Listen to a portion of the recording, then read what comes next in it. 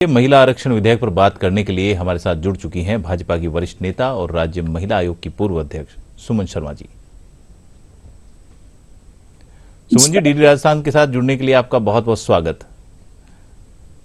सुमन जी, जैसा कि आपको पता है कि महिला आरक्षण बिल पर अभी लोकसभा में चर्चा जारी है, तो इस बिल को लेकर आपकी पहली प्रतिक्रिया क्या है? देखिए, हमारी सबसे स्वाभाविक प्रतिक्रिया है, जो बरसों से जिसका इंतजार था। नारी शक्ति वंदन श्री से श्री गणेश अगर नए संसद का हो रहा है, तो आप इससे समझ सकते हैं कि हम बहुत ऊंचाइयों की ओर बढ़ रहे हैं और बहुत लंबे इंतजार के बाद ये घड़ी आई है। तो प्रसन्नता को हम लोग शब्दों में बयान नहीं कर पा रहे हैं। वाकई में ये महिलाओं के संपूर्ण डेवलपमेंट की बात की गई है इसमें। और मुझे लगता है कि असली हक, कई बार कहते हैं ना कि पंजाबी भाषा में एक कहते हैं कि साडा हक एथे रख वाली स्थिति हो गई है कि अब हमारा हक हमें मिल रहा है और हम बहुत प्रसन्न हैं। और इस बिल में देखिए, खासियत ये है कि अभी तक बरसों से 96 से प्रयास होता रहा। अगर देखा जाए 1996 में पेश हुआ, फिर 99 में पेश हुआ और पेश ही होता रहा, और हर बार इसका विरोध करने वाले लोग विरोध करते रहे और ये पारित नहीं हो सका। लेकिन 2011 की अगर हम बात करें कि राज्यसभा से पारित करवा के लोकसभा में बिल को सबमिट कर दिया गया, लेकिन पारित नहीं किया गया। विरोध जो इंडिया बनी है उन टीम के लोगों ने ही इसका विरोध किया था, वरना हमें आरक्षण कब का मिल जाता।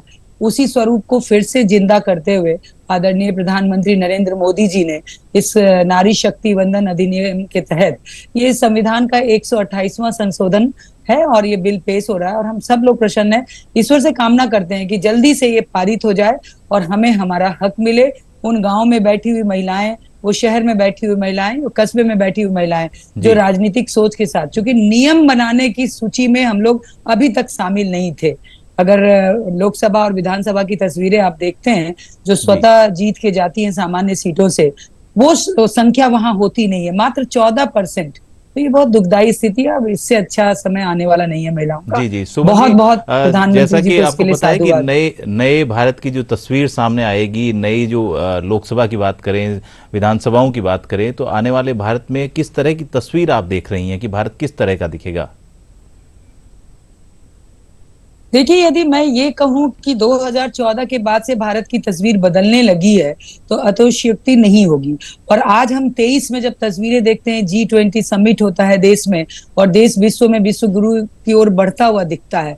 उसी क्रम में ऐसे माननीय प्रधानमंत्री जी ने महिलाओं के उत्थान के लिए सब्सिडी के बतौर बहुत सारी चीजें का कल्याण किया था। कि सबसे बड़ी बात, जो इज्जत घर जिसका नाम दिया, सफाई का जिसका नाम दिया, अपना छत होना चाहिए, ये सब चीजें महिलाओं के नाम पे, रसोई महिलाओं के आंखों में आंसू देख के हमें उज्ज्वला मिला, तो ये सारी चीजें महिलाओं को केंद्र बिंदु मान के किया गया।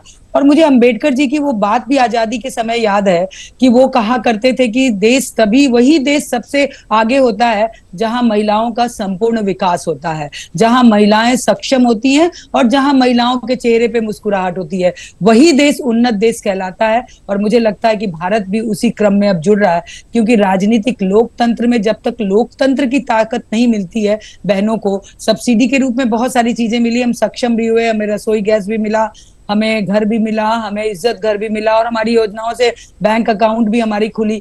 लेकिन असली ताकत मुझे लगता है कि बढ़ते हुए भारत के जो कदम है और जिसकी धमक पूरे देश में सुनाई देगी, कि हमें वोटिंग पावर का अधिकार भी भारत नहीं में सबसे पहले महिलाओं को मिला, ये भी आप लोग जानते होंगे। और आज रिजर्वेशन भी अगर हमें मिलता है तो ये हमारे बढ़ते कदम है। और इस कदम से देखिएगा आकाश की ऊंचाइयों पे, क्योंकि एक सर्वे है, जानकारी मिली है कि जहां महिलाएं कार्य करती हैं और उन्होंने प्रूफ करके दिखाया कि जिस क्षेत्र में महिला आगे बढ़ी, उस क्षेत्र को उन्होंने उन्नत और उच्चतम शिखर पे ले गई।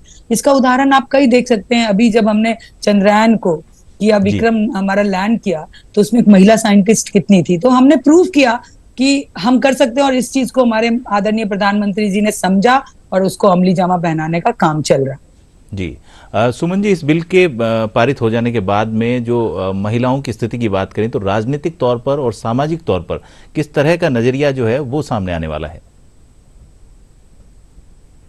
देखिए, मैं एक सामान्य सी बात करूं कि राजनीति में, पुरानी बात करूं तो राजनीति में महिलाओं का आना बहुत अच्छा नहीं मानते थे।